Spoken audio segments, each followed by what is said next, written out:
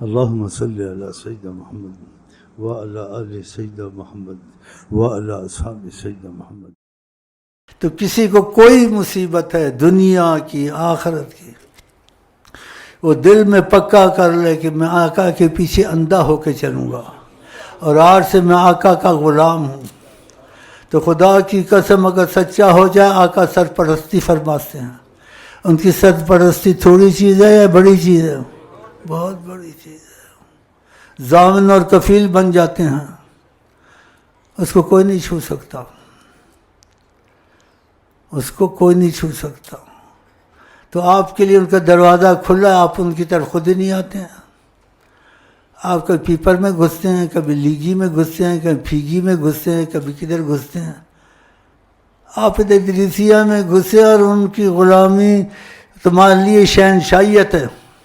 ہاں، اگر تمہارے دل میں سچائی آ گئی ان کے لیے، آقا جی کا نیت المومن خیر میں، نیت مومن کی عمل سے ایک دم تو انسان ٹھیک نہیں ہو سکتا۔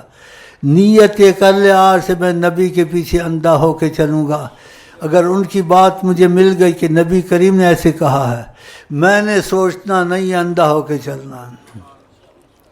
جیسے صحابی کا واقعہ میں بتاتا ہوں، آقا جی نے خوشی ظاہر کی، اچھا کرتے یہ باتیں بتاتے ہو کہ لوگ ایسے میرے، کیونکہ آقا فائدہ پہنچانا چاہتے ہیں، آقا کو ضرورت تو نہیں ہے۔ تو کسی کو جیسے آواز فرما رہے تھے، کھڑا ہو رہا تھا، کچھ کا بیٹھ جاؤ، ایک صحابی باہر سے آ رہا تھا، وہ سڑک پہ بیٹھ گیا، کسی کے بھائی سڑک پہ نہ بیٹھو، اندر جا کے بیٹھو، کہا آواز مبارک سنی بیٹھ جاؤ، تو اسی میں بیٹھ گیا۔ کہا کسی کو کہا ہوگا لیکن تم اندر تو جاؤ نا، ادھر تو ٹھیک نہیں۔ کہا بیٹھ جاؤ نا، بیٹھ جاؤ، بس زیادہ نہیں سننی میں نے۔ اللہ اللہ اے عشق تیرے صدقے، اے عشق تیرے صدقے، کیا بات بنائی ہے۔ یہ عاشق تھے، تو سنو گے تو احساس تو پیدا ہوگا نا۔